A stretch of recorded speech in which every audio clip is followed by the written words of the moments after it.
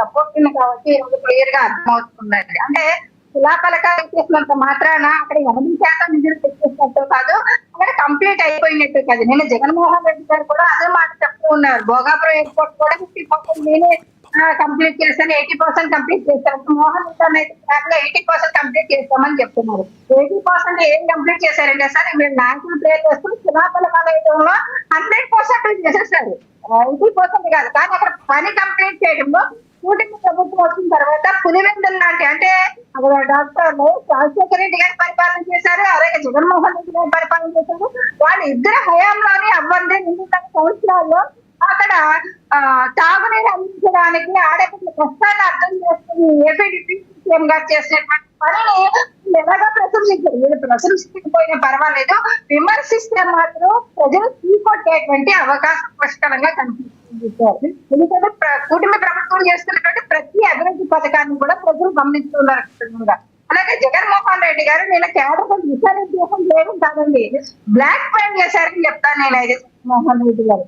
ఎందుకంటే మీరు అక్కడ ఎలా అయితే పోటీ చేస్తారో, మీరు పోటీ చేయలేకపోతే మీ కుటుంబ సభ్యులను నిలబెట్టండి, లేకపోతే వచ్చే ఎలక్షన్స్ లో సార్వత్రిక ఎన్నికల్లో మీకు సీట్లు ఇవ్వాలని చెప్పడం జరిగింది సార్. అంటే జగన్మోహన్ రెడ్డి గారు పులివెందుల్లో పాల్గొని ఒక సర్పంచ్ గా నిలబెట్టబోతున్నారా, ఎంపీటీ నిలబెట్టబోతున్నారా, లేకపోతే ఒక వార్డు మెంబర్ గా నిలబెట్టబోతున్నారా సార్? జగన్మోహన్ రెడ్డి గారు కూడా పులివెందుల్లో నిలబడాలి కదా, అక్కడ కూడా ఎలక్షన్ చేయాలి కదా. మరి మన ఎంపీటీసీ ఎలక్షన్ పారిపోయే జగన్మోహన్ రెడ్డి గారి క్యాడర్ కనబడకుండా అక్కడికి వెళ్ళిపోయినటువంటి పరిస్థితి. మాజీ ఉంటారు, ఎమ్మెల్యే అని చెప్తారు, వైఎస్ఆర్సీపీ నేతలని కూడా చెప్తారు జగన్మోహన్ రెడ్డి గారు. పులివెందుల లాంటి ఒక నియోజకవర్గంలోనే ఎలక్షన్ జరుగుతుంటే దగ్గర ఉండాల్సినటువంటి వ్యక్తులు లేకుండా వెళ్ళిపోయినటువంటి పరిస్థితులు చూసాము. అనితా నాయకులకైతే వాళ్ళ కుటుంబ సభ్యులు నిలబెట్టమని మీరు చెప్తున్నారు, ఓకే. మరి మీ నియోజకవర్గంలో మీ కుటుంబ సభ్యులు ఎవరు నిలబెట్టుకున్నారు ఆదర్శంగా ఒకసారి చూపిస్తే మిగతా మీ క్యాడర్ కూడా ఫాలో అవుతారు అన్నది నా సజెషన్ సార్. ఇంకా జగన్మోహన్ గారు బ్లాక్ మెయిల్ చేస్తూ ఉన్నారు. అంటే జగన్మోహన్ రెడ్డి గారు గతంలో కష్టపడినటువంటి నాయకులన్నీ కూడా ఎమ్మెల్యే సీట్లు, ఎంపీ సీట్లు ఇచ్చేస్తానని చెప్పారు. అంతమందికి ఇచ్చారా? బతుకున్నటువంటి వ్యక్తులకు మాత్రమే తీసుకుని అక్కడ సీట్లు ఇచ్చినటువంటి పరిస్థితులు చూసాం గతంలో కూడా. ఈ నాయకుడు గట్టిగా నిలబడిపోయినంత మాత్రం వీళ్ళకే సీట్ కన్ఫర్మ్ చెప్తారన్న నమ్మకం సీటు చేతిలో పెట్టే వరకు కూడా, దీపం వచ్చే వరకు కూడా ఎవరికే నమ్మకం ఉండదు.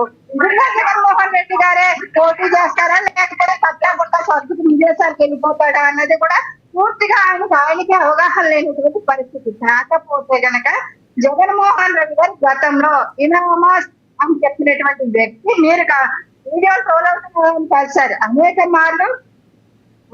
వాళ్ళకి మాత్రమే ప్రాధాన్యత ఇవ్వండి, మీరు పోటీకి వెళ్ళొద్దు అనేటువంటి చెప్పినటువంటి పరిస్థితి. వాళ్ళకు కూడా చెప్పినటువంటి పరిస్థితిని చూస్తున్నాం. ఇనామస్ అని అంటే అక్కడ సీట్ ఇవ్వడం. మీరు అధికారంలో ఉన్నప్పుడు ఒక న్యాయం, ఒక రాజ్యాంగం, కూటమి పార్టీ అధికారంలో ఉన్నప్పుడు ఒక రాజ్యాంగాన్ని అమలు చేయాలా, లేకపోతే ఒక ప్రాసెస్ ని. ఈ విషయంలో మీ అభిప్రాయం అర్థమైంది. ఎస్, కృష్ణవేణి గారు, మేఘన గారు నిన్న ప్రెస్ మీట్ పెట్టిన మాట్లాడిన విధానాన్ని మీరు ఎలా చూస్తారు ఒక మహిళగా? సార్, ఒక ఆడబిడ్డ చెప్పుకోలేనటువంటి విషయాలన్నీ బయటకు వచ్చి మీడియా ముందు చెప్పుకుంది అంటే కనుక అమ్మాయికి న్యాయం జరగాలి. పూర్తిగా జోగి రమేష్ గారు వంటి వ్యక్తులు న్యాయం చేయకుండా ఆ అమ్మాయిని అణచివేతకు వచ్చేసారు. అమ్మాయి అనేక వీడియోస్ బయటకు వచ్చింది, ఆడియోస్ బయటకు, ఆ అమ్మాయిని ఏ రకంగా గ్రహించుకుంటారు, ఏ రకంగా అంటే సజ్జలా గారు లాంటి వ్యక్తుల దగ్గరికి వెళ్ళినప్పుడు కూడా అది సెటిల్ చేసి, అంటే వీళ్ళు కట్నం తీసుకున్నారు, అదనపు కట్నం గురించి. అంటే ఎవరైనా సరే కానీ ఇప్పుడు జనరేషన్ కూడా చూస్తున్నాం సార్. అక్కడ అమ్మాయి మాట్లాడుతున్నా మాట్లాడలేదు, ఆమె అత్తగారి మాట్లాడినట్టు మాటల్లో కూడా చూడవచ్చు. మీరు అబ్బాయికి ఇవ్వాల్సినటువంటి కార్లు ఎవరు బిజినెస్ పోవడానికి సపోర్ట్ చేయలేదు. అలాంటి ఒక మధ్య పడితే కదా సార్, మరి అనామకం కూడా అబ్బాయి కూడా కదా. అలాంటప్పుడు ఆ అత్తవారు ఇచ్చేటువంటి కట్నం డబ్బుల కోసం, ఇంటి కోసం ఆ అమ్మాయిని కూడా వేధించడం జరిగింది. ఆ భార్యాభర్తల మధ్య సఖ్యత అనేటువంటి విషయం గురించి మేము అసలు మాట్లాడము. ఎందుకంటే ఆ అమ్మాయికి కావలసినటువంటి ఏదైతే గ్రహించి జరిగిందో ఆ విషయం కావచ్చు, ఆ అమ్మాయి మీద ఆల్రెడీ చంపడానికి ప్రయత్నం చేశారని అన్న విషయం కావచ్చు, ఆ అబ్బాయి ఇష్టం లేకుండా ఈ అమ్మాయిని మ్యారేజ్ చేసుకున్నాడు, అలా బలవంతం పెడితేనే చేసుకున్నారనేటువంటి రాజీవ్ అబ్బాయి మాట్లాడినట్టు మాటలు కూడా బయటకు వచ్చాయి. కాబట్టి వీళ్ళు పర్సనల్ విషయం మేము మాట్లాడడం సార్. కాకపోతే ఒక ఆడబిడ్డ రోడ్డు మీదకి వచ్చి చెప్పుకోలేని చెప్పడానికి కూడా చాలా ఇబ్బంది పడుతున్నటువంటి పరిస్థితి. ఇలాంటి టాపిక్స్ మీద మేము మాట్లాడడానికి కూడా మాకు చాలా ఇబ్బందికరంగా Right. ఉన్నటువంటి పరిస్థితి. రైట్. ఆడపిల్లకి మాట్లాడడానికి న్యాయం జరగదు. అక్కడ వసంత కృష్ణ ప్రసాద్ గారిని కలిశారు అంటే ఇక్కడ సజ్జల గారి దగ్గరికి వెళ్ళేది న్యాయం జరగదు. వసంత కృష్ణ ప్రసాద్ గారే కాదు సరే, ఇక్కడ ఏ నాయకుడు ఉన్న స్థానిక ఎమ్మెల్యే కానీ ఎంపీ కానీ ఎవరున్నా సరే ఏ ఆడపిల్లకన్నా తనకు న్యాయం జరగట్లేదు. పోలీస్ స్టేషన్ కోరుకుంటారు, దానిలో తప్పలేదు. ఎస్ ఎస్ అవును. ఆ వీడియో చూపించడం వల్ల ఇంకా జోకర్ అయ్యాడు తప్ప 4 గోడల మధ్య పరిష్కరించుకోవలసిన కుటుంబ సమస్యని రోడ్డు మీదకి తెచ్చి గదిలం చేసింది వాళ్ళ కుటుంబ సభ్యులు. వాళ్ళు మీడియా అంటేనో దాని మీద మాట్లాడుతున్నటువంటి నాయకులు అంటేనో లేకపోతే అక్కడ వసంత ప్రసాద్ గారిని మా కుటుంబ ఎమ్మెల్యే గారిని అంటేనో కరెక్ట్ కాదు సార్. ఎందుకంటే వాళ్ళకి మధ్య ఏమైనా రాజకీయ వైఫల్యాలు ఉండొచ్చు, కుటుంబ విషయాల్లో ఎవరో జోక్యం చేసుకోరు స్థానిక నాయకులు. ఒక ఆడబిడ్డ వెళ్ళినప్పుడు ఖచ్చితంగా అక్కడ స్థానిక ఎమ్మెల్యే స్పందిస్తారు, న్యాయం చేస్తారమ్మా అని చెప్తారు. దాన్ని కూడా గారి మీద కక్ష వాళ్ళ ఇంట్లో కూడా ఓకే, వాళ్ళ అబ్బాయిలో లోపాలు ఉంటే మాకు అవసరం వెళ్తే మా కుటుంబ పార్టీకి పని ఉంటాయి. వాళ్ళ ఇంటి కుటుంబ సమస్యల గురించి మాట్లాడాల్సిన రైట్. మీ అభిప్రాయం అర్థమైందండి. మనతో రాజకీయ విశ్లేషకులు సుధాకర్ గారు ఉన్నారు. సుధాకర్ గారితో మాట్లాడదాం. సుధాకర్ గారు నమస్తే. నమస్తే అండి.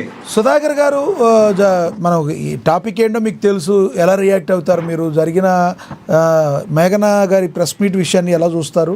ఇక ఏదైతే నిన్న దిశానిర్దేశం చేశారు అన్నీ కూడా అల్టిమేట్గా యునానిమస్ అవడానికి వీలు లేదు, మీరు అందరూ కూడా గట్టిగా పోరాడాలని జగన్మోహన్ రెడ్డి గారు పిలుపునిచ్చారు, ఎలా చూస్తారు? సంస్థాగత ముందుగా మీకు ప్యానల్ సభ్యులకి అలాగే ప్రేక్షకులందరికీ కూడా నమస్కారం అండి. నమస్తే. ముందుగా మనం టాపిక్ ఏదైతే మనం మొదట ఎంచుకున్నటువంటి ఏకగ్రీవాల గురించి మనం మాట్లాడుకుందాం. అయితే ఇక్కడ 2 మాటలు జగన్మోహన్ రెడ్డి గారు మాట్లాడారు. అదే ఎందుకు మాట్లాడారు అనేది ఇప్పుడు ఎవరికి అర్థం కానటువంటి పరిస్థితి. ఆయన సీఎం గా ఉన్నప్పుడు ఏకగ్రీవాలు చేయాలన్నారు. దానికి ఆయన చెప్పింది ఏంటంటే సహృదయ వాతావరణంలో ఎన్నికలు జరగాలి, అలాగే ఏకగ్రీవం చేసినటువంటి పంచాయతీలకు కొంత ప్రోత్సాహకాల రూపంలో ఇస్తాం, మీరు గ్రామాలను అభివృద్ధి చేసుకోండి అని చెప్పి ఆయన ఒక పిలుపునిచ్చారు. ఓకే రైట్, నిజంగానే అది గ్రామాల అభివృద్ధికి ఉపయోగపడుతుందని ఆయన చెప్పింది నిజమే అనుకుందాం. ఈ రోజు కూడా ఆయన అలాగే వదిలేసుకుంటే బాగుండేది. ఏకగ్రీవాలు జరిగితే నిజంగానే గతంలో జగన్ రెడ్డి గారు చెప్పినట్టు సహృదయ వాతావరణంలో పంచాయతీలు డబ్బులు వస్తాయి కాబట్టి వాళ్ళు అభివృద్ధి చేసుకుంటారనే కోణంలో వదిలేస్తే బాగుండేది. కానీ ఈ రోజు మాత్రం ఏకగ్రీవాలు జరిగితే వాళ్ళ నాయకులకు టికెట్ ఇవ్వనంటే ఏంటంటే నా ఉద్దేశం ఏంటంటే ఆ నాయకులు పనిచేయట్లేదని జగన్మోహన్ రెడ్డి గారు ఫీల్ అవుతున్నారేమో అని నా అభిప్రాయం. ఎందుకంటే ఆయన ఒక స్ట్రాంగ్ వార్నింగ్ బహిరంగంగానే ఇచ్చారు. ఆయన ఇందాక వైసీపీ అధికార ప్రతినిధిగా మోహన్ రెడ్డి గారు దాన్నే చాలా దమ్ముగా ధైర్యంగా మేము చెప్పుకున్నామని చెప్పారు. అదే మీరు ఏకగ్రీవాలు జరగనిస్తే మీకు టికెట్ ఇవ్వనంటాం దమ్ముగా ధైర్యంగా చెప్పుకోవడం అనేది ఎలాగనేది నాకైతే అర్థం కాలేదు. గతంలో జరిగినట్టుగా వాస్తవానికి ఇప్పుడు ఎక్కడా కూడా కూటమి ప్రభుత్వం ఏకగ్రీవాలు పిలుపునివ్వలేదండి. నిన్న కూడా ఎవరో మినిస్టర్ గారు మాట్లాడుతూ మేము ఏకపక్షంగా ఎక్కడ ఎన్నికలు జరగవు, ప్రజాస్వామ్యబద్ధంగా ప్రతి ఒక్కరూ పోటీ చేయాలని చెప్పారు తప్ప జగన్మోహన్ రెడ్డి గారు పిలిపించినట్టుగా ఏకగ్రీవాలకు పిలుపునివ్వలేదు. మరి అప్పుడు జగన్మోహన్ రెడ్డి గారు ఏకగ్రీవాలకు ఎందుకు పిలుపునిచ్చారు, ఇప్పుడు కూటమి ప్రభుత్వం ఎందుకు పిలుపునివ్వట్లేదు అనేది వాళ్ళే అర్థం చేసుకోవాలా. నిజంగా ఏకగ్రీవాలు జరగకపోతే మనం గెలమేమో లేదా మనం ఈ 2 ఏళ్లలో సంక్షేమం చేయలేదని కూటమి భావించుంటే జగన్మోహన్ రెడ్డి గారి పందానే ఫాలో అయ్యేది, దానికి ఒక పేరు పెట్టేది. మేము ప్రోత్సాహకాలు ఇస్తాం, సమృద్ధి వాతావరణంలో ఎన్నికలు జరగాలి కాబట్టి ఏకగ్రీవాలని దానికి ఒక పేరు పెట్టేది. కానీ కూటమి ప్రభుత్వం ప్రతి ఒక్కరూ పోటీ